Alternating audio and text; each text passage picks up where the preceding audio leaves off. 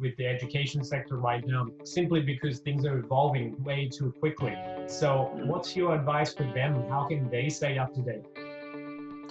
So for those that don't know, Autodesk has got an education website. Perfect. So we give out free software to students. Yep. And so if anyone wants to Google Autodesk Education, there's a whole website there. Again, I'll have it in the show notes.